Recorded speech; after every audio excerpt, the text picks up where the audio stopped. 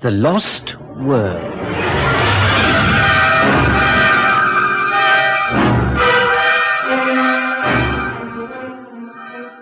Francis de Wolff, Kevin McHugh, Gerald Harper, and Carleton Hobbs in a three-part serial adapted from Sir Arthur Conan Doyle's novel by Peggy Wells and Barry Campbell.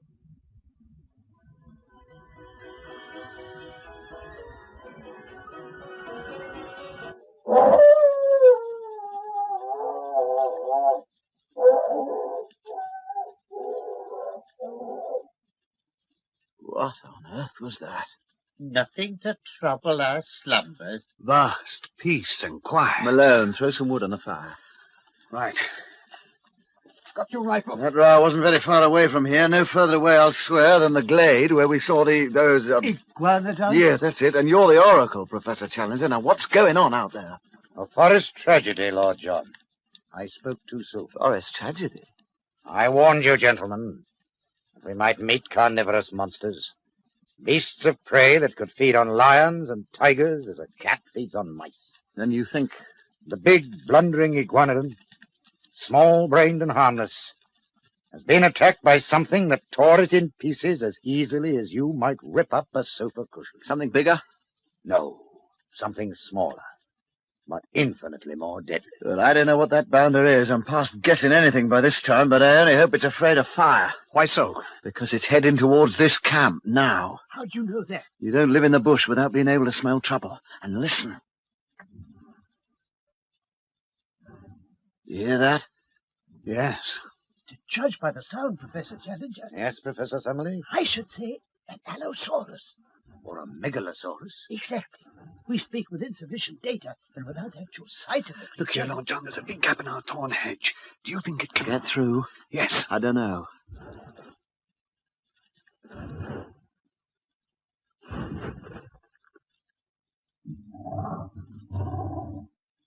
Keep your rifle ready, young fella, and hand me a blazing stick out of the fire. What are you going to do? You'll see.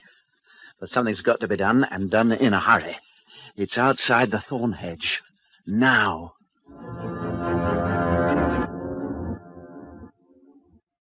Brute? The scientific mind, sir, is always alert. Oh, my. This creature which attacked us, this Allosaurus... Or megalosaurus. Thank you. This Allosaurus, or Megalosaurus, was somewhat repulsive to look at, reminding me forcibly of one or two of my colleagues in the scientific world. But science required a record of it. You agree, Professor Summerlee? I agree, sir, that we must get off this plateau as quickly as we can. What we ought to be doing today, tomorrow, and all the time is finding some way out of the trap into which we've fallen. You're all turning your brains towards getting into the country. I say we should be scheming how to get out of it. I am surprised, sir, that any man of science should commit himself to so ignoble a sentence. You suggest leaving this land before we've acquired more than the most superficial knowledge of it, all its contents. You must remember that I have a large class in London who are at present at the mercy of an extremely inefficient locomotive. I must say, I think it'd be a mighty poor thing to go back to London for. I know a great deal more of this place than I do at present. I could never face old McCarthy, my editor. Still, it's not really worth discussing. We can't get down, even if we want to. As our young friend observes, we cannot get down in any case, so it's a waste of energy to discuss it. It's a waste of energy to do anything else. Let me remind you that we came here upon a perfectly definite mission to test the truth of Professor Challenger's statements. Those statements we are now in a position to endorse. Our ostensible work is therefore done. Professor Challenger has devised means for getting us onto this plateau when it appeared to be inaccessible. I think we should now call upon him to use the same ingenuity in getting us back to the world from which we came. The problem of the descent is, at first sight, a formidable one, yet I cannot doubt that the intellect can solve it. I am prepared to agree with Professor Summerlee that a protracted stay in Maple White Land is, at present, inadvisable. At the same time, I refuse to leave until we have made at least a superficial examination of this country and are able to take back with us something in the nature of a chart. The one intelligent suggestion has come from Malone here. Tomorrow, he must climb the biggest tree and make a map of the plateau. Then our work is done. Look here, young fella, can you do it? Do what? Swarm up that tree without breaking your neck. It's tricky work. Why, it must be 80 foot high. I'll do it, Lord John, if I do break my neck. This is the first time I've contributed anything to this show. Not at all, my boy, not at all. And I used to be pretty good at trees when I was a boy in Ireland. What about apes, though? apes, sir. Well, Malone saw a nasty-looking ape human in that tree. What if it's got friends? I'll risk that. Just give me a chance to prove I'm good for something. Tomorrow, when there's a good light and I can get a grip on that tree, I'll go up, high up, to the topmost branches.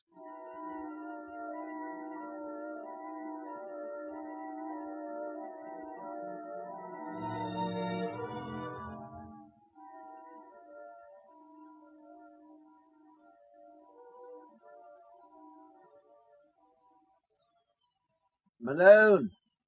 I say, Malone! Can you hear me? My dear sir, he can't hear you. He's too far up among the foliage. But he's been gone in that tree for hours. If anything's happened up there. If anything had happened, Lord John, Well? the law of gravity would have returned him in short order. Rest easy. Hello, Oh, listen. I thought I heard. Hello, down there! Malone! Are you all right? Perfectly all right. Just a bit winded. Did you find Half a tick. Give the lad a chance to get down. Stand clear. I'm going to swing from the lowest branch and drop. You all right, young fella? Fine, thanks. Well, sir, and what did you see? I've been clear to the top. I could see for miles. I've got a sketch of the whole country here in this notebook. And I can tell you what's in the middle of the plateau. Yes, what is in the middle? A lake. A lake, eh? A big lake with red cliffs on the other side. And, I think, caves in the cliffs. What's more, I swear the caves are inhabited. Well, by these ape things, you mean? No, by human beings. Like Indians. This is the biggest thing yet. Can't we set off now and explore it? My dear young man. Can't we? You must learn, Mr. Malone, to curb your natural impatience. I myself am never impatient, and I find it helps me in life. Much too late to go exploring. But I must say, Mr. Malone, that you have done very well. By George, he has. This lake in the middle, what shall we call it? It's up to you to name the lake, my young friend. You saw it first. If you want to call it Lake Malone. Not Lake Malone, no, but... But what? I want to call it Lake Gladys. Lake Gladys? Yes. Why not? Oh, this is most unscientific. It wouldn't look well on a map. Who in blazes cares how it looks on a map? If Malone wants to name it after his gal, why not? Professor Summerlee, I think, has never been young. Huh? Ah, gentlemen, the season of youth. How much I sympathize. How well I remember. I myself, I fear, was well known in my youth as something of a Don Juan. You, sir? I, sir. And why not? It seems to me improbable, sir, that any young lady not totally blind could view your countenance without the gravest perturbation. Lord John, Yes, young fella? don't you think that Dr. Illingworth of Edinburgh is a man of very distinguished appearance? Ah, yes, I do, I as it happens. That's got 'em. Go on, pile it on. All the same, Challenge is right, you know, about one thing. We can't go exploring that lake until tomorrow. But I could. And like a fool, I did. The full moon was shining brightly that night, and the rest of them were asleep when the great idea came to me. Suppose I crept out of the camp now and explored the central lake and came back at breakfast time with a full account of it. And out I slipped, while Summerlee, the most futile of sentinels, dozed by the fire.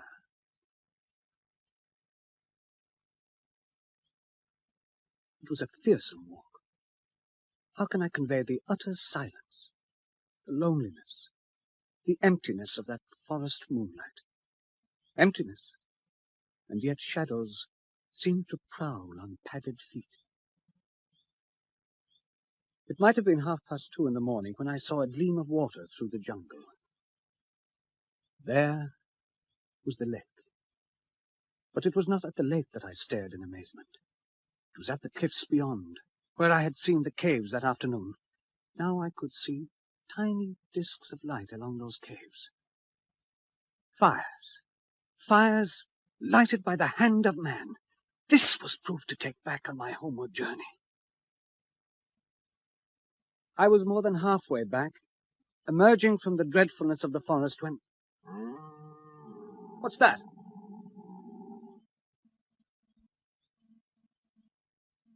No movement of the shadows or moonlight. But 1/2 mile more along that road and... Then it flashed across me that the beast, whatever it was, must surely be after me. I remembered again the blood-slobbered face we had seen in the light of Lord John's torch. Then I saw it. The movement of the bushes when it hopped out into clear moonlight, hopping like a monstrous moving shadow. I turned to run, but to my horror I found I could not move. Sheer terror held me frozen to the spot. A rifle shot. Something was happening to my companions back at the camp. I must help them. Then I began to run. Up to then, the beast had hunted by scent, and his movement was slow. But now he had seen me.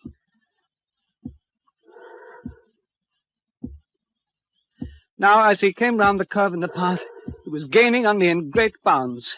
The moonlight shone on his huge projecting eyes, on the row of enormous teeth in his open mouth, and the gleaming claws of his forearms. His thick, gasping breathing seemed louder and louder. I could hear the thud, thud, thud as he overtook me. Then he was beside me. Every instant I expected to feel his grip on my back. Then I felt myself falling.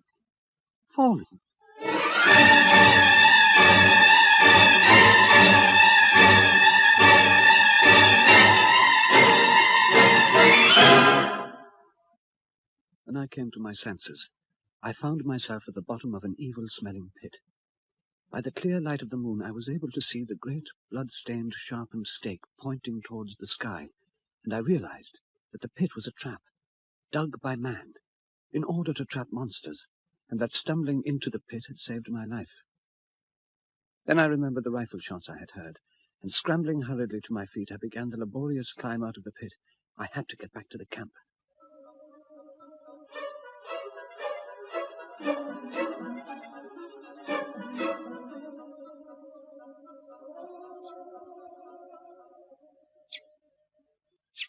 Professor Challenger! Lord John! Professor Summerlee! Where are you? My companions were gone. The cold light of dawn showed our camp wrecked, our effects scattered, and close to the smouldering ashes of our fire, the trampled grass was stained with blood. I was so stunned that for a time I think I must have nearly lost my reason. I have a vague recollection of rushing about through woods all round the empty camp, wildly calling their names. But no answer came back.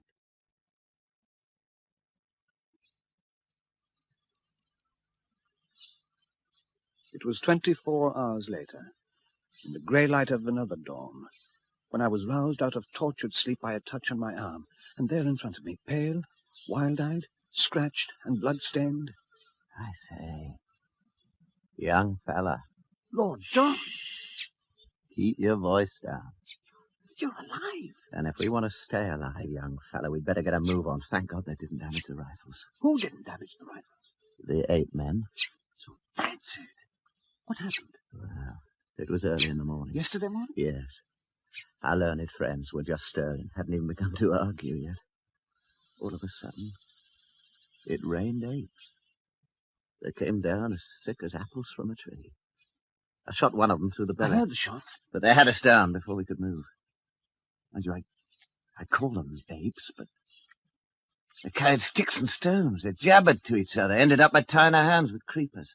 The apes did that? Apes or ape men, they're a kind of missing link, and I wish to God they'd stayed missing. And then? They carried off their wounded friend. He was bleeding like a pig. Then it wasn't any of you. What about Challenger and Summerlee? Look here, young fella, there's no time to explain now. You take 2 of the rifles, I'll take the other 2, and as much food and ammunition as you can cram into your pockets. Now, hurry. What for? Anywhere away from this camp. You mean... They'll be heading straight for here as soon as they discover I've escaped. Now, get a move on or we're done. But Challenger and Summerlee... I tell you, there is no time to explain now.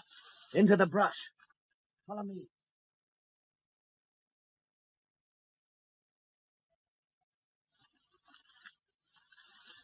This ought to do. Keep down. You think the apes are close to us? Well, they'll have scouting parties all through the forest. You better load those guns. But what happened? Happened?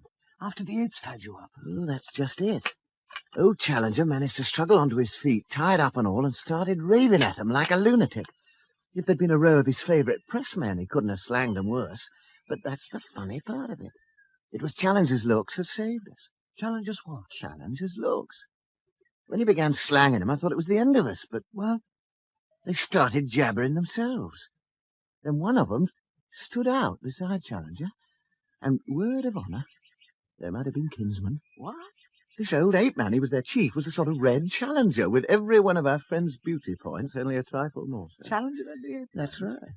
Did you point this out to the Well, dash it all, he must have seen that for himself. I wonder. When the ape man stood by Challenger, put its paw on his shoulder, the thing was complete.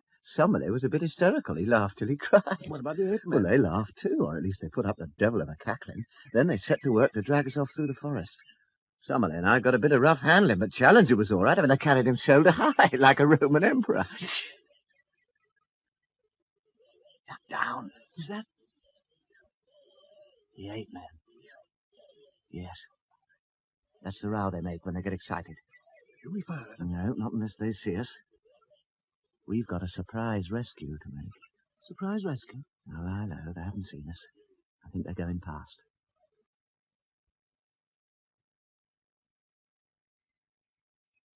What were you saying about a rescue? Now, look here, young fella, this next bit, it's not a bit pleasant. Go on. These apes, they've got a kind of town, huts made out of leaves and branches. Well, it's about 4 to 5 miles from here. It's near the edge of the cliff. Well, when we got there, they tied us up. The fellow who handled me could tie like a bosun, and there we lay with our toes up beneath a tree, while a great brute stood guard over us with a club in his hand. We? Summerlee and myself. Old Challenger was up a tree, eating pines, having the time of his life. If you'd seen him sitting up in that tree, hobnobbing with his twin brother. I can guess, but you couldn't have found it very funny at the time. Well, we weren't in much mood for laughing. They let Challenger do what he liked within limits, but they drew the line pretty sharply at Summerlee and me. It was a mighty consolation to us all to know that you were running loose, young fella. Had the archives in your keeping. Well, now I'll tell you what's going to surprise you. I doubt whether I can be surprised at anything else, Lord John. You say you saw signs of men and fires over in those caves by the lake? Yes. Well, we've seen the natives, little down-faced chaps, like Indians. You see, it seems the humans hold one side of this plateau over yonder, where you saw the caves, and the ape men hold this side. And there's bloody war between them.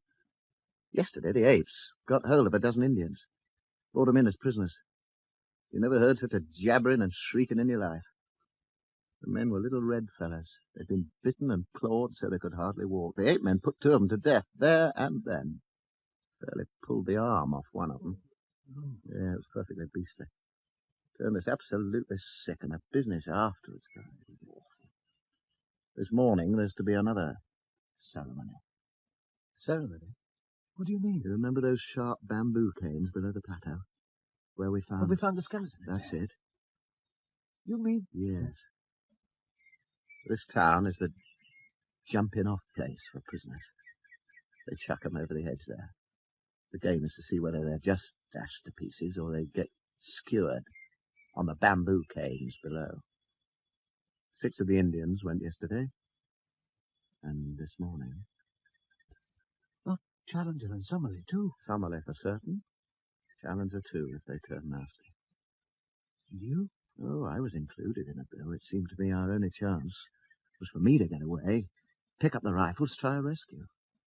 Well, now that you're here... How soon will they... I don't know. And that's why we'd better hide. 2 men, 4 rifles. Can we do it? We've got to do it, young fella. We've got to do it.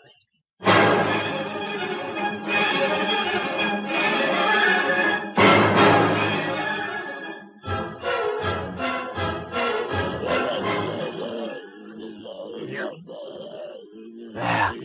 Listen. Is that Ape Town? Yes. Part the bushes. Careful and look through. An open space lay before us. All green turf and low bracken growing to the very edge of the cliff. Round this clearing was a semicircle of trees with huts built of foliage. The opening of these huts, the branches of the trees, were thronged with ape people. In the open near the edge of the cliff stood some 100 of these shaggy, red-haired creatures. And a little group of Indians stood among them, small and brown-skinned against their huge guards. That was when 2 of the ape guards darted forward towards one of the Indians. They caught him by the leg and arm. They swung him backwards, forwards, backwards again, and...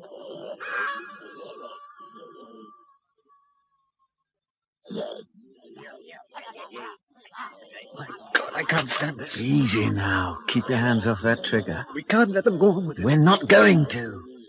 Just pick your man before you start firing. Look at them. Delighted as maniacs. Rushing to the edge to see whether... See whether it was the ground or the bamboos, yes.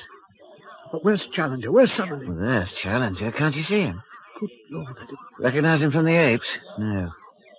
Have we got a chance? Yes, and more than a chance. Look, there. What is it? Indians, young fella. Pals of these poor devils, on the edge of the clearing, creeping up for a surprise attack while the apes are occupied. If we attack when the Indians do... We could drive the whole tribe straight over the edge of the cliff. If we're lucky, yes. Oh, John, it's too late. They've got Summerlee now. Rifle up, my lad. Get ready. But we can't fire into the middle of them. We might hit Summerlee. The crowd will have to stand back when they begin to swing him. There. Instructions? You take the guard on the left. I'll take the guard on the right. Fire when I count 3. 1. The Indians are creeping forward. I saw them move. Never mind the Indians. Draw your sights on that guard. 2. It's the Ape King himself who's got hold of Summerlee on one side. He's yours. You drill him. But they've swung that body for the 3rd time. If you don't hurry up and give the order... 3. You've got him! You've got the Ape King! Shoot into the thick of them. Go on, sonny. Shoot!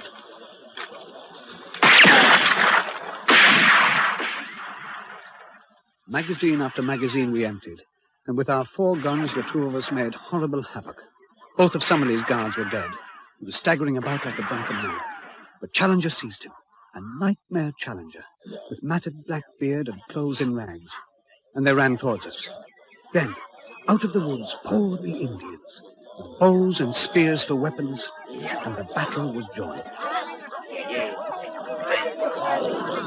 Challenger! Somebody this way! You think they can see us? They see us all right. Keep on firing. Professor Challenger! Oh, you arrived almost too late. It's not necessary to support me, sir. I'm quite capable of walking upright. Not only we as individuals, but European science collectively owe you a deep debt of gratitude for what you've done. I do not hesitate... Never mind that, old chap. Just here. Here's a rifle. Use it. These Indians are as active as cats when they go in with a spear. Find their arrows. The place is humming with them. Ah, I got a hit then. I distinctly got a hit. One last go may do it. Now step quick now and keep firing.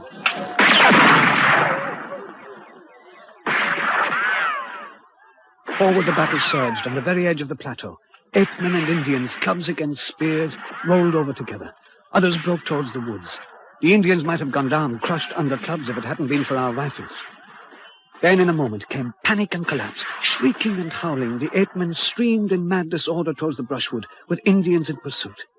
The scream of battle soared just before it died away. All right, my lads. That's done it. Is it over? All but the tidying up. And the less we see of the tidying up, the better we're going to sleep. You need not blench, Professor Summerlee. You need feel no regret at what has happened this day. I, George Edward Challenger, say that we have been privileged. Privilege, sir. Privileged, sir, to be present at one of the typical, decisive battles of history. Of man against ape, of man against nature. And at last, man is supreme on the platform. Wait a minute. What's wrong There are now? a dozen Indians, important-looking fellas, too, coming back out of that wood. Coming towards us. You don't think they regard us as enemies? We can't tell. Steady now.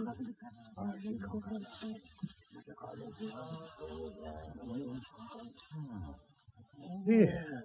Wait a minute. Good gracious. Enemies, did you say? Oh, John, the whole gang are going down on their knees, practically prostrating themselves. Can't you do anything? Well, how in blazes can I talk to But them? this is... Oh, get up, little fella. No, take your face off my boots. Oh, hang it all. This is certainly most distasteful. Don't you find it uncomfortable, Professor Challenger? I, sir, find it most interesting. Interesting, sir. These Indians may be undeveloped types, it's true, but their deportment in the presence of their superiors might be a lesson to some of our more advanced Europeans. Strange how correct are the instincts of natural man. What's that? It's all right, young fella. It's only one of the Indians who hasn't seen Challenger before. Hasn't seen me before? Oh, take it easy, little chap. Don't run away. He's only human. Really, sir? Hang it all, man. It's lucky for you that you are a little out of the ordinary. You hadn't been so like the king of the apes. Oh, upon my word, Lord John, you allow yourself great latitude. Well, it's a fact, ain't it? I beg, sir, that you will change the subject. Your remarks are irrelevant and unintelligible. Mr. Malone. Yes, sir? You keep a diary of these events, I believe. You expect eventually to publish it? That's right, sir. You may have heard just now some rather fatuous remarks which seem to imply that there was some resemblance. Yes, I heard them. I need not say that any publicity given to such an idea, any levity in your narrative, would be exceedingly offensive to me. I will keep well within the truth. The king of the ape-men was really a creature of great distinction. A most remarkably handsome and intelligent personality. Didn't it strike you? Most remarkable creature. Is it any good, sir, arguing what Mr. Malone will or will not publish, when he will never return alive to publish it? I beg your pardon, sir. I was about to announce, before this unmannerly interruption, Well, sir? that I have already found a way down from the plateau. You've already... Do you know what you're saying, old chap? Perfectly well, Lord John. A way down? But how? You observed, I think, that I showed no sign of surprise at the homage of these intelligent Indians. All right, what about it? You also observe among them now a taller Indian, clearly a chief of some description. The Indian to whom you refer was a captive with us among the apes. Well, sir? Well, sir, it seemed obvious to me that centuries of contact between ape and human, if only the contact of warfare, must have developed some means of communication between them. By closely observing the sign language, I was easily able to imitate the ape. That is to say, I was able to establish a rude working means of communication with the Indian before you. You don't mean you can talk these fellas' lingo? No, but I flatter myself that we understand each other. Does Mr. Malone remember describing a line of caves on the other side of the plateau? Yes. You mean... The way down, gentlemen, lies in a tunnel leading from those caves. How are you sure of this? The Indian before you drew me what I believe to be a rough map of it. And I venture to predict that 24 hours more will see us safely on solid earth again. Good. Back to England. Back to civilization. Back to Gladys. Professor Challenger, this is inspiration. Professor Summerlee, not at all. We must start immediately. Hold on a bit. We'll start fast enough, but not before I've had another look at that pterodactyl swamp. Lord John, will you tell us the meaning of your constant references to the pterodactyl swamp? Oh, in good time, old chap, in good time. But I say, Professor Summerlee, why on earth are you looking so uneasy? For the first time, Lord John, I begin to have qualms. Qualms? Why? We have, if you recall, a report to make to the Zoological Institute. I recall it. We have traveled far into the unknown. But I asked the question before, and I ask it now in a newspaper. What will they say of this in England? That, sir, remains to be seen. Meanwhile, I suggest that we begin making preparations for our departure with the utmost secrecy. You mean... I mean, sir, that it would perhaps be better if the Indians do not know what we are about. They might not take too kindly to our sudden departure. Now, here's what we shall do. Quietly gather together what belongings we now possess, plus one or two other small items as may be necessary, and then, in 2 days from now, at dawn, while the Indians are still asleep, we shall endeavor to make our escape through the gate.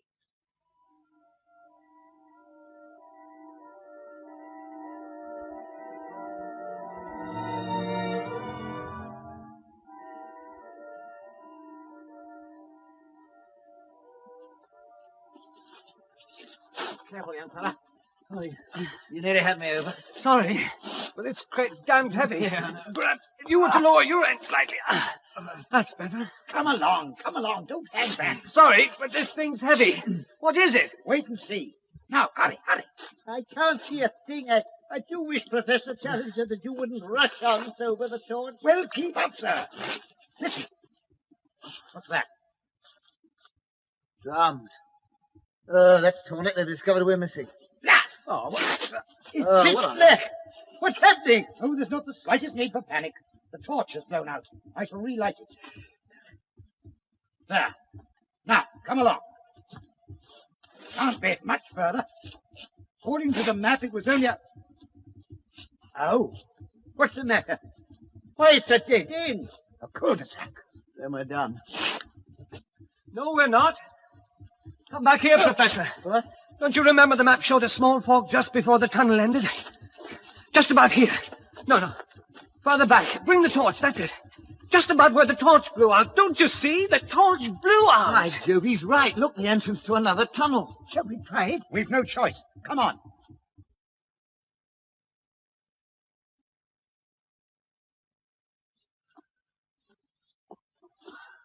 Look, what's that? Careful, Professor. Challenger stuff, I figure. It's a wall of flame across the cave. Then we're trapped. Indeed we are not, gentlemen. It's the sun shining right into the mouth of the tunnel. What? Then we're through, boys. We're through. And so we were. and after a short descent by rope, we found ourselves at the foot of those sinister cliffs. Save for Challenger's mysterious luggage, we had no difficulties. Then we set out to locate Zambo's camp, only to find to our great delight that a rescue party had already arrived there. And shortly afterwards, we began the long journey home.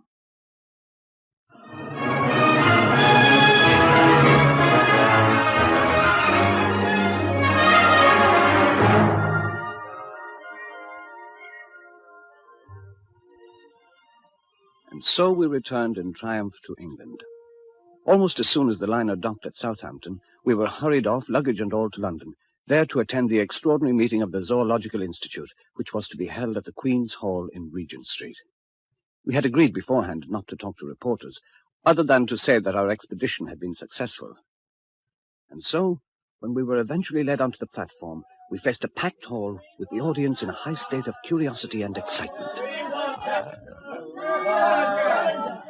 Well, young fella, seems 100 years ago since that last meeting, don't it?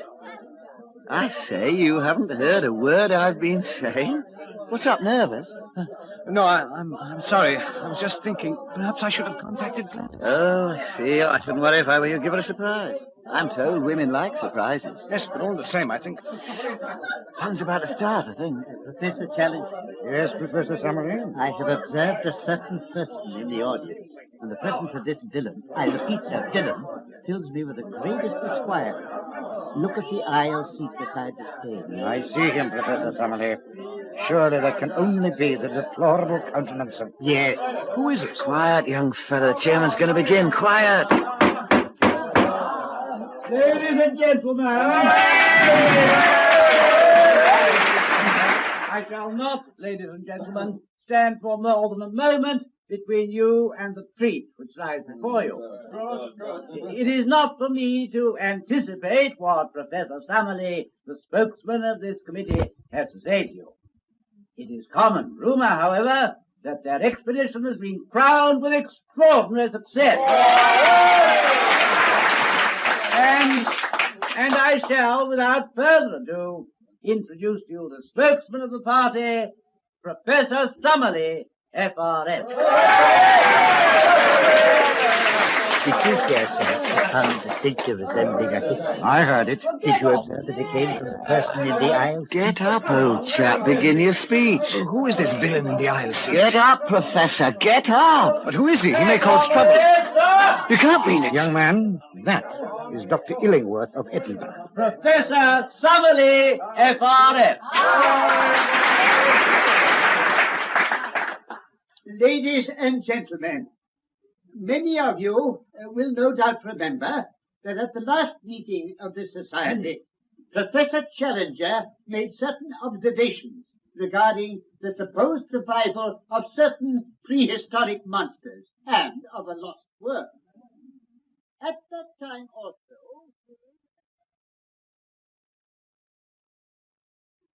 and in conclusion, ladies and gentlemen, I have only this to say. These things are true. The pterodactyl, the iguanodon, the megalosaurus, and all forms of animal life I have described to you lived and had their being before our eyes. You have honored me with a deep silence following my words. What that silence may portend, I cannot tell. But I have been asked to render my report to this institute, and I have done so. Mighty is truth, and will prevail. Thank you.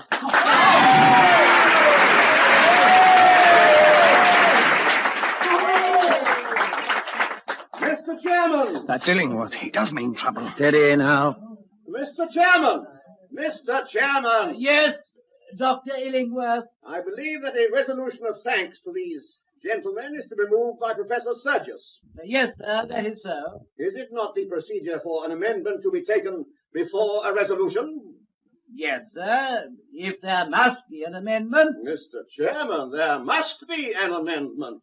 May I ask, Mr. Chairman, whether I have leave to put Dr. Illingworth into the street? For the love of Mike, easy. Illingworth's climbing up on the platform. That's done it. Ladies and gentlemen of this audience, hear me. At a previous meeting of this society, one man, Professor Challenger, said certain things. Now 4 men say other and more startling things. I admit that the members of this committee are men of character, but even distinguished professors may be misled by the desire for notoriety. Heavy game shots like to cap the tails of their rivals, and journalists surely are not averse from sensational coups. Each member of this committee had his own desire to make the most of the results. I have no desire to be offensive. You are, sir. The corroboration of these wonderful tales is really of the most slender description. What does it amount to? Some photographs. Is it possible that such can be taken as evidence? What more? We have a story of a flight and a descent by ropes, which precluded the production of larger specimens. Ingenious, but not convincing. I understand that Lord John Roxton claimed to have the skull of an iguanodon. I can only say that I should like to see that skull. Is this fella calling me a liar? Dr. Illingworth, I must direct you to bring your remarks to a conclusion and to move your amendment. Now for the fight, young. Challenger's on his feet. And he's got the gloves off. He's certainly having an arresting effect on this mob. There was a free fight going on at the back. Quiet, Sonny, quiet. It will be in the memory of many present that similar foolish and unmannerly scenes marked the last meeting at which I made an address. On that occasion, Professor Summerlee was the chief offender. Though he is now chastened and contrite, the matter cannot be entirely forgotten. I have heard tonight similar, but even more offensive sentiments from the person who has just sat down. And though it is a conscious effort of self-effacement to come down to that person's mental level, I will endeavor to do so. I have safely conducted these 3 gentlemen to the spot mentioned, and I have, as you have heard, convinced them of the accuracy of my previous account. We had hoped to find on our return that no one was so dense as to dispute our joint conclusions. Warned, however, by my previous experience, I have not come without such proofs as may convince a reasonable man. 8 men ransacked our camp, and most of our photographic negatives were ruined. Tell us another one. In mentioning 8 men, I cannot forbear from saying that some of the sounds which now meet my ears bring back most vividly to my recollection my experience with those interesting creatures. In spite of the destruction of so many invaluable negatives, there still remains in our collection a certain number of corroborative photographs showing the conditions of life upon the planet. We could only bring with us a limited amount of luggage, but Professor Summerlee's collection of butterflies and beetles and many new species is intact. Is this not evidence? No. Who said no? Our point is that such a collection might have been made in other places than a prehistoric plateau. No doubt, sir.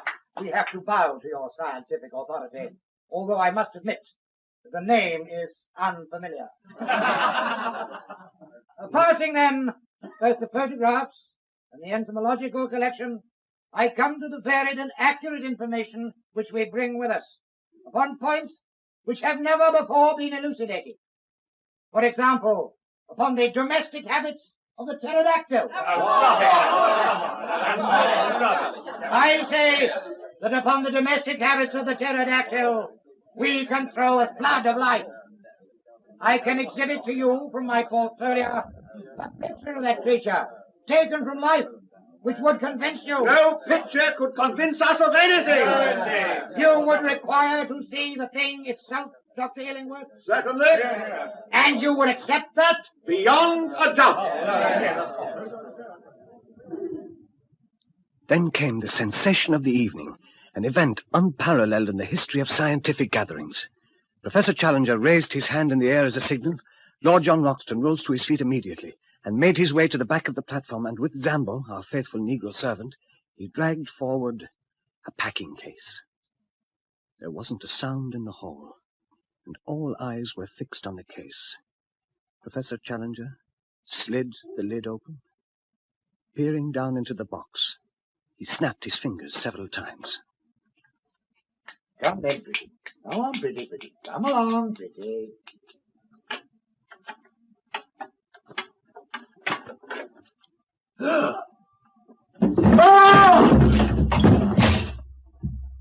Even the unexpected fall of the chairman into the orchestra pit failed to distract the petrified attention of the vast audience.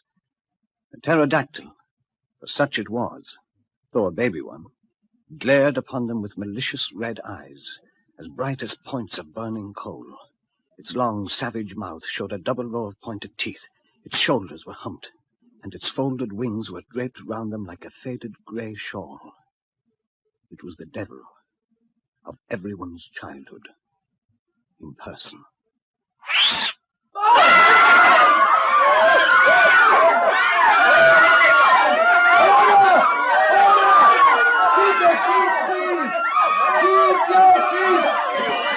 It's going up! Grab it now, I can't reach it. It's flying straight towards the balcony.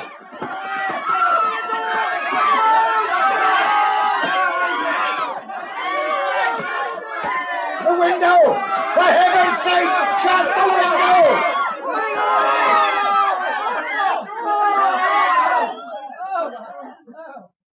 Too late, old chap. It's gone.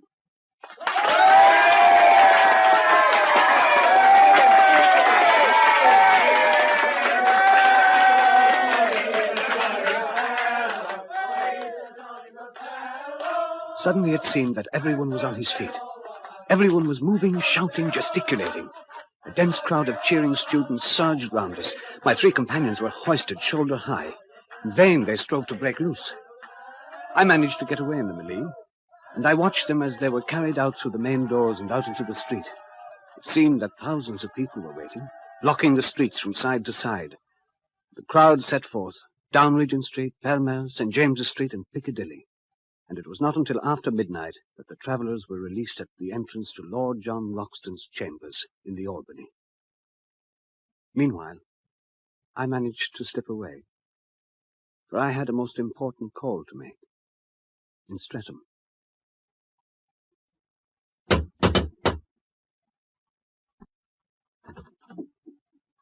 Yes, what is it? Gladys. Gladys. Don't you recognize me? It's Ned. Ned Malone. Yes, I recognize you, Ned. What do you want? Who is it, Gladys? Gladys, listen. What's the matter? You are Gladys Hungerton, aren't you? No, Ned. I am Gladys Potts. Let me introduce you to my husband. Come in, won't you? You? What? My husband. William? Didn't you get my letter? No. I got no letter. Oh, what a pity, Ned. It would have made everything quite clear. Yes. What is it, dear? I think it is quite clear. This is my husband, William Potts, Ned Malone. I'm very sorry about this, Ned, but your love couldn't have been very deep, could it? If you could go off to the other end of the world and leave me here alone. Say something, will you? No offence, Mr. Malone. It's always like this, ain't it? And must be, unless you have polygamy, only the other way round. You're not angry, are you? No, not at all. But may I ask you a question? Well, within reason. How did you do it? Do what? Have you searched... I'm a solicitor's clerk, the second man at Johnson & Merivale's, 41 Chancery Lane. Thank you. My friends are waiting. Good night. It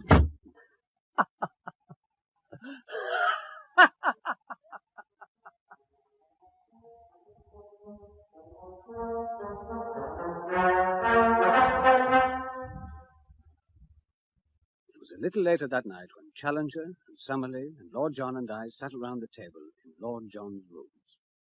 The fact is, you fellas, I've been saving up a bit of a surprise. Surprise, Lord John? Oh, of what nature, may one inquire? Surprised the mind of George Edward Challenger. Well, this will surprise you, old chap. You remember back on the plateau how interested I was in the pterodactyl swan? Just to get the pterodactyl, surely. It was the unfortunate specimen which has escaped us forever. Yes, but that wasn't all. You remember I said the pit was a volcanic vent full of blue clay? I remember it well. Why? There's only one place in the world would have seen the same thing, and that was... Hold on now. The Great De Beers diamond mine of Kimberley. I had several goes at the place, and this is what I found. Diamond. This little lot, I had them valued at Para. It's worth a minimum of £200,000. Of course, it's fair shares among us now. I won't hear anything else, mind. This is Most generous. It's nothing of the kind. What'll you do with your 50,000, old chap? Well, if you really persist, Lord John, I should found a private museum. The George Edward Challenger Museum. And you, Summerlee? I should retire from teaching in order to research. I'll use mine, I think, for another expedition to the dear old plateau. And you, young fellow, 'cause you'll be getting married. Not yet, Lord John. Not just yet. Not just yet? That's it. And I'm not altogether sure it's not a good thing. I think, if you'll allow me, I'd rather come along with you.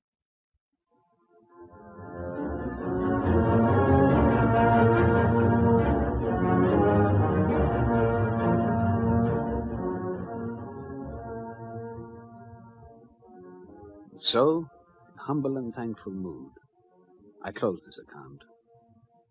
Our eyes have seen great wonders, and our souls are chastened by what we have endured, each in his own way. A better and a deeper man.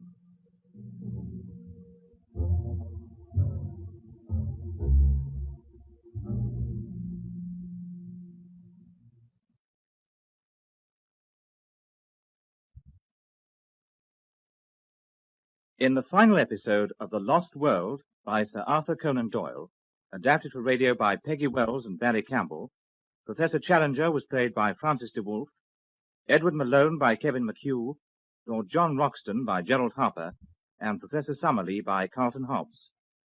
Chairman, Denis McCarthy, Dr. Illingworth, Hector Ross, Gladys, Carole Boyd, William Potts, John Bull.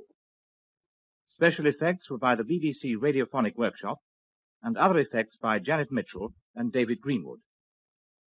Technical assistance was by Jock Farrell, and the serial was produced by Betty Davis.